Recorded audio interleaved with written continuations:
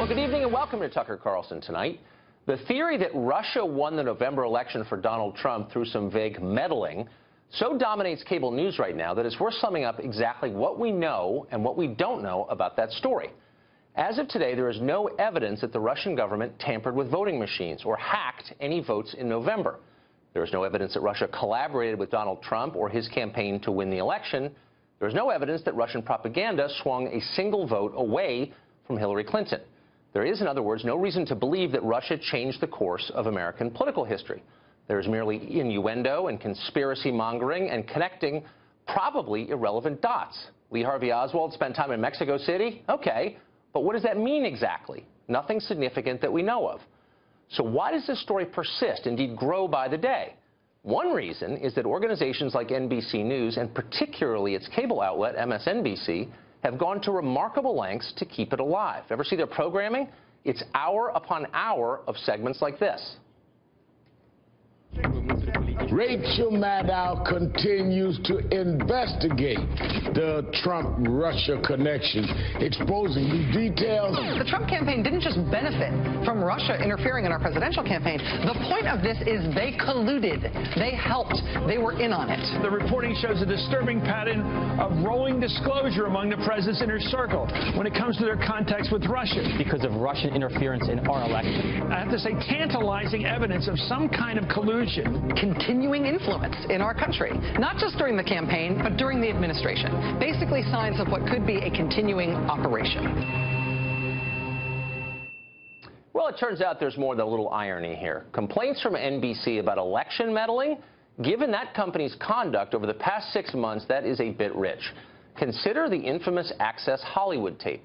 Now, if you were living in America last fall, you certainly remember it, the shocking and vulgar remarks, the immediate and disastrous effect that tape had on candidate Trump's poll numbers. It was a political bomb detonated in the final days of the most intense political race of our lifetimes. The fallout was so overwhelming that few paused to consider where that tape came from. So let's consider that now.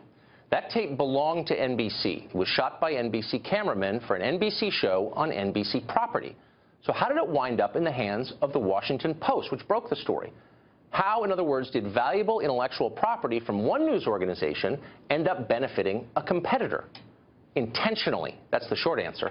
According to sources at NBC, the Access Hollywood tape was leaked to the Washington Post with the full knowledge of NBC brass. That would include News Division head Andrew Lack.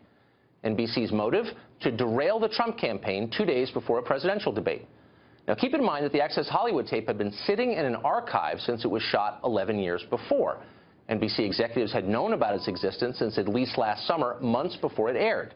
Concerned about being accused of partisanship and perhaps worried about California's strict wiretapping law, which prohibits the recording of subjects without their knowledge, the network sat on it. But as November approached, the temptation to shut down the Trump campaign became too much. And so NBC rose to the defense of Hillary Clinton and leaked that tape. And then they lied about it. Now, if you're a news organization and someone stole the story of the year out of your office, wouldn't you want to know how that happened? You'd think you would. And yet, as far as we can tell, NBC News has never conducted a meaningful internal investigation into how that tape wound up at the Washington Post. That's because they already knew the identity of the leaker. It was them. Now, all of this is more or less common knowledge, or at least commonly suspected in the tiny world of the TV news business. As we said, Andrew Lack knew about it. So apparently did Today Show anchor Matt Lauer.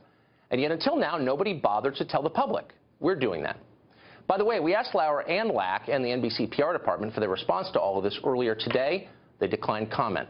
Still, the obvious question hangs in the air since we've been talking so much lately about election tampering, and it's this.